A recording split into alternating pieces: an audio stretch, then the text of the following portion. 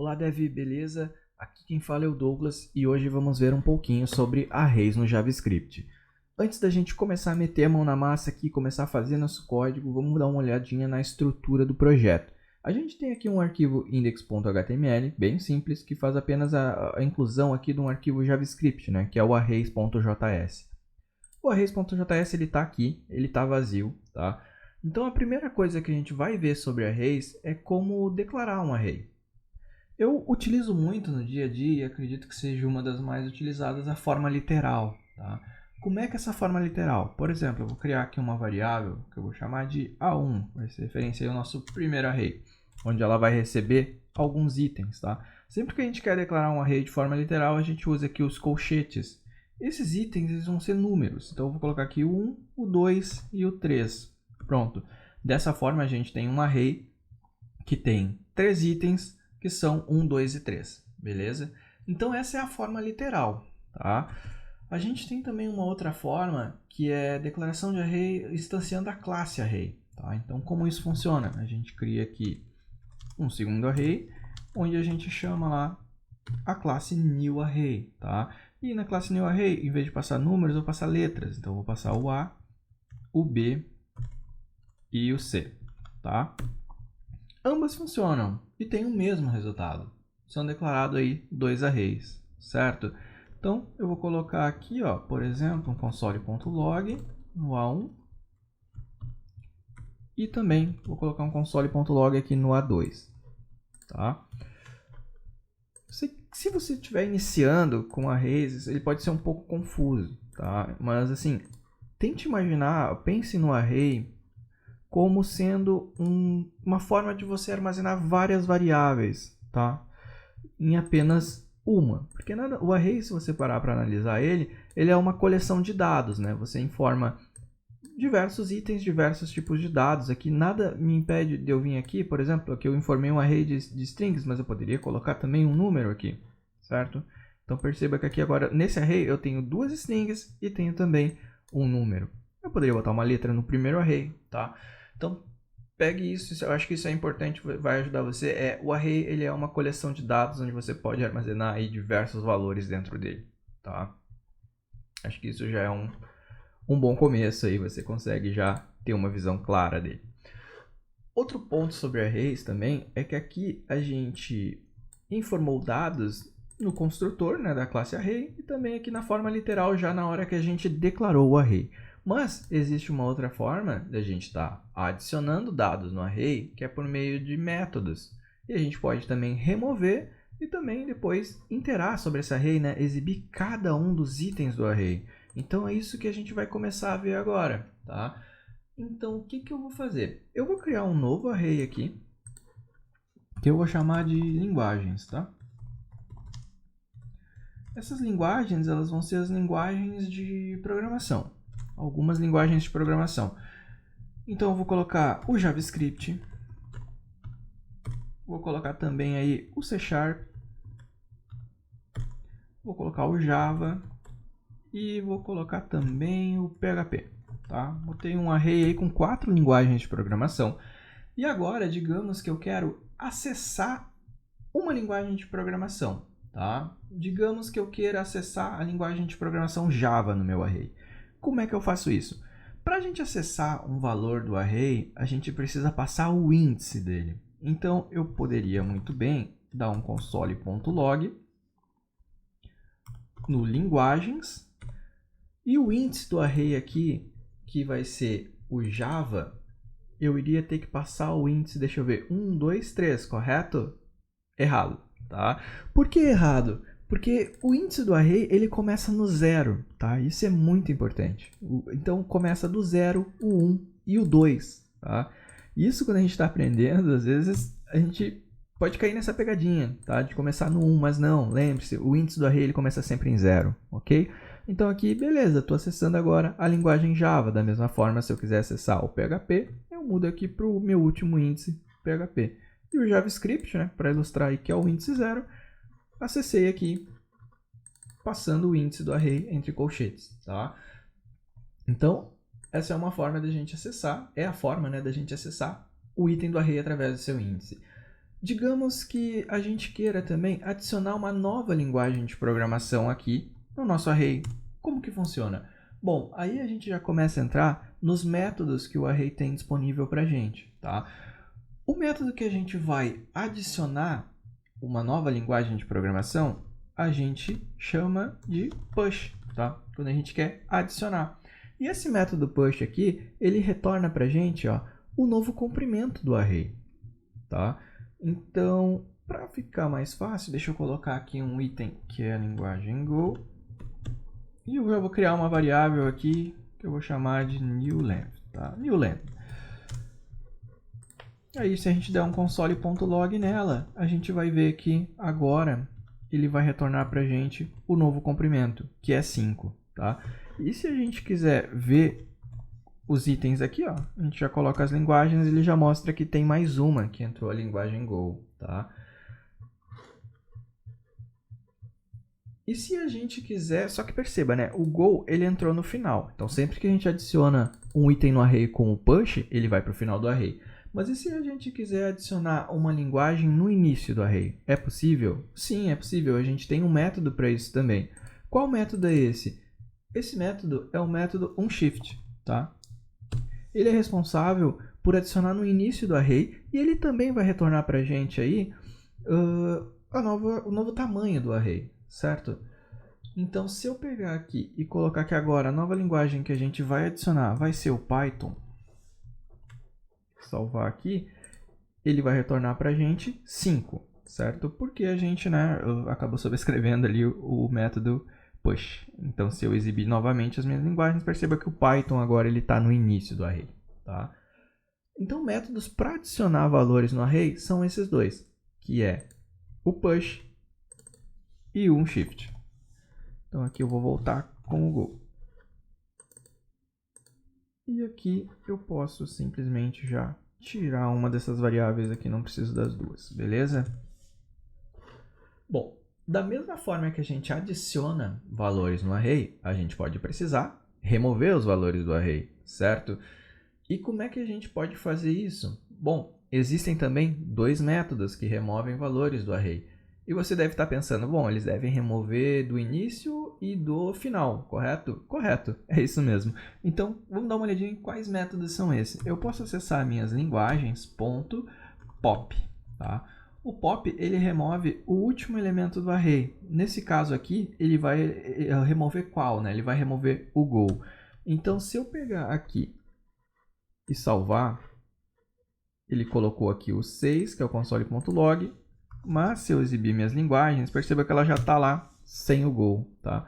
Ele adicionou o Go nessa linha 4 e aqui ele removeu, beleza? O pop, algo interessante é que ele te diz qual método, ou melhor, qual item do array ele está removendo. Isso é bem legal. Então, se eu colocar aqui um console.log já direto nele, ele vai retornar uma string, que é o item removido, e já vai exibir ali que removeu o item Go, tá? Da mesma forma que a gente tem o pop, a gente tem o shift, tá? O shift ele vai remover o primeiro elemento do array. Então, o pop remove o último, o shift remove o primeiro. Então, aqui perceba que foi removido o Go e depois foi removida aí a linguagem Python, tá?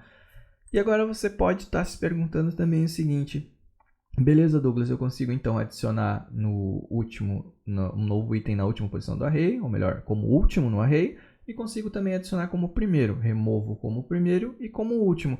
Mas e se eu quiser remover aí o meu segundo item do array, ou o meu primeiro ou segundo item do array, digamos assim, né?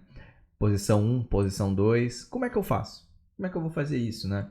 Bom, nesse caso, a gente tem que fazer o seguinte: a gente precisa pesquisar o índice do array para depois removê-lo, tá? Com uma função splice para fazer a deleção desse item.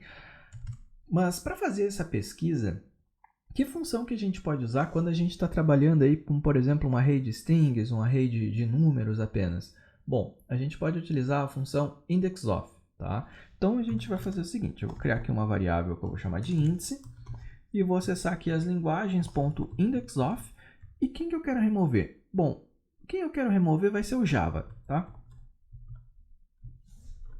O indexOf, ele devolve para a gente o índice, tá? Da posição, né? A posição que é onde está aquele item no array. Então, se ele achar na posição 1, vai ser o 0. Se ele achar o Java aqui, que ele vai retornar, ele vai voltar o 2, tá?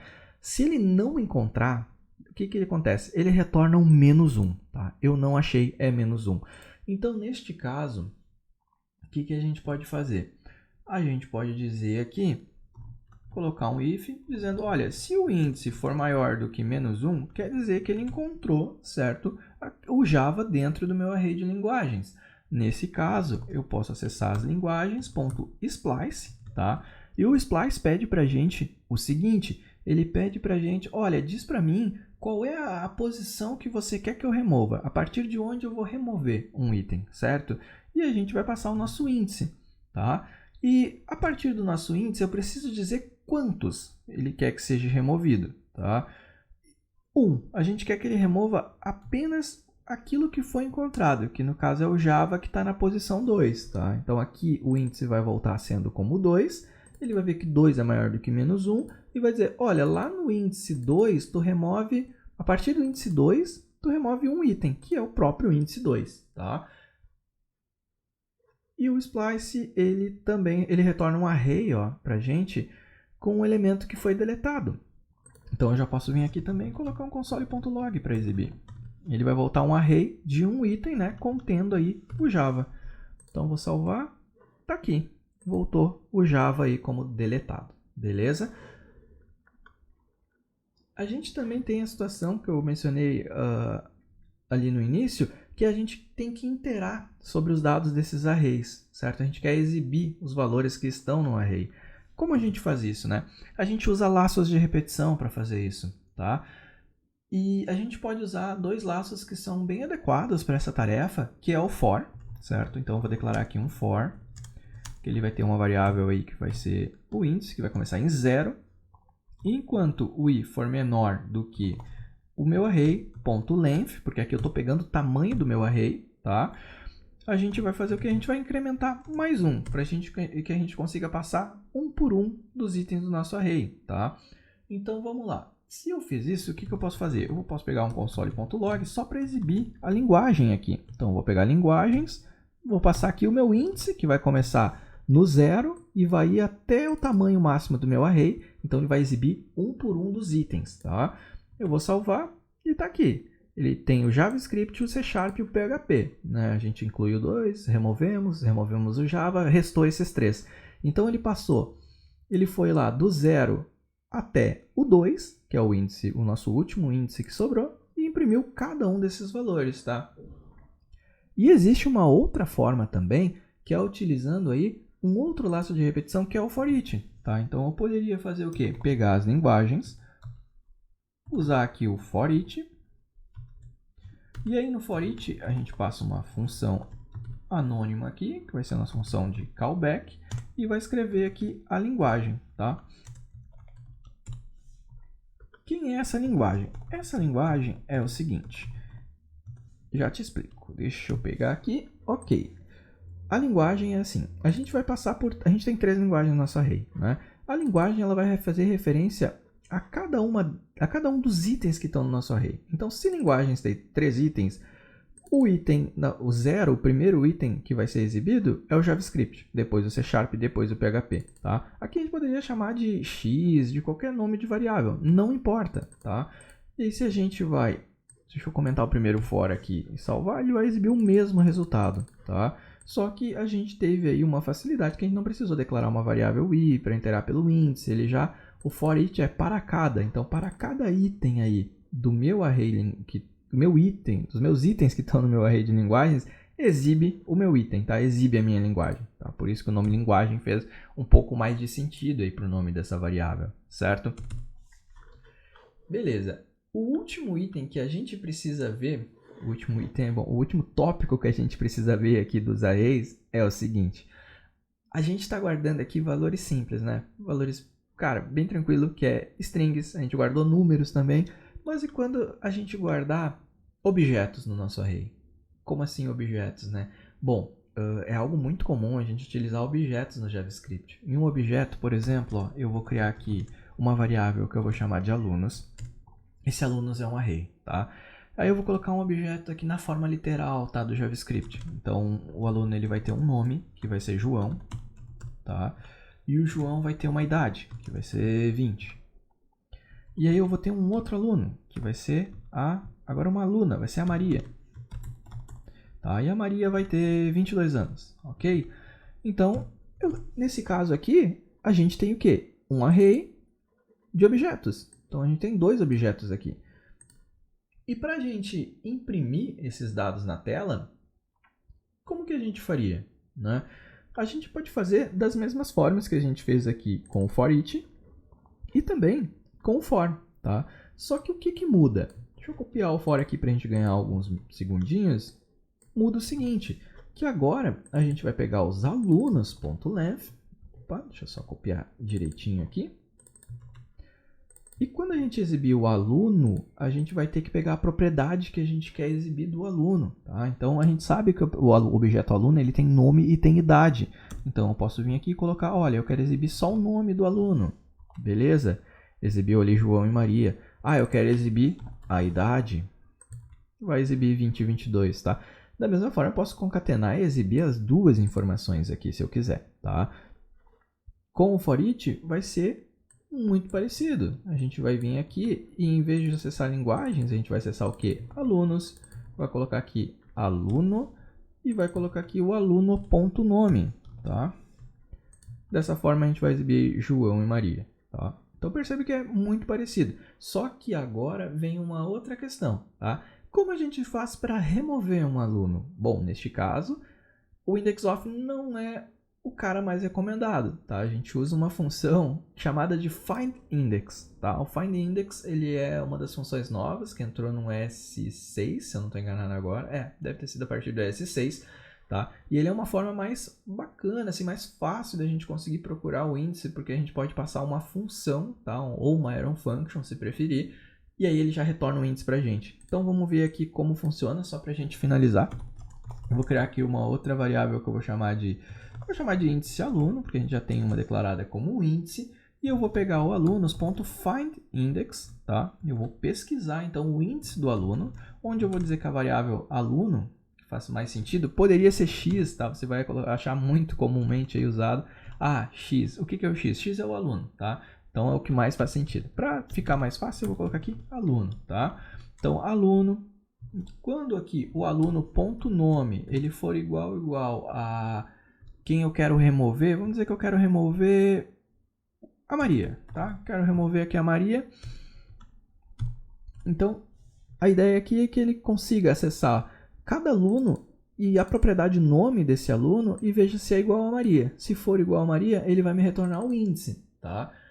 Quando ele me retornar esse índice, eu posso fazer a mesma coisa. Eu vejo aqui, olha, se o índice do aluno for maior do que 1, quer dizer, se eu encontrei lá o aluno com o nome Maria, o que eu vou fazer? Eu vou pegar o meu alunos.splice e vou dizer para ele, olha, remove aí para mim o índice do aluno e apenas ele, tá? Dessa forma aqui eu já pego, coloco um console.log só para exibir o aluno removido. E aí aqui a gente tem o resultado. Agora a gente tem um array com um único objeto que a gente removeu, que é a Maria. Ok? Então, depois desse findIndex aqui, desse método, a gente chega aí ao final aí do nosso vídeo de hoje, onde a gente passou aí pelo básico sobre arrays, tá? Existe muitos mais métodos aí a serem explorados, inclusive eu vou estar gravando um vídeo logo em seguida já mostrando esses métodos mais avançados. Mas eu espero que você tenha gostado do conteúdo do vídeo. Não deixe de se inscrever aí no canal, tá? Para ficar sempre ligado aí nos vídeos novos. Semanalmente eu vou estar liberando aí um vídeo sobre, inicialmente, o foco total no JavaScript, tá? E não deixe de praticar, tá? Repita esses exercícios, cria um array aí. Eu criei de linguagem de programação, pode criar de linguagem de programação, de, sei lá, nomes, alunos, super-heróis, qualquer coisa que vier na mente, está valendo, tá? Pra gente poder estar sempre praticando e começando a ter mais familiaridade com esses comandos aí, com esses métodos, né, do JavaScript. Então é isso, eu vou ficando por aqui e até os próximos vídeos.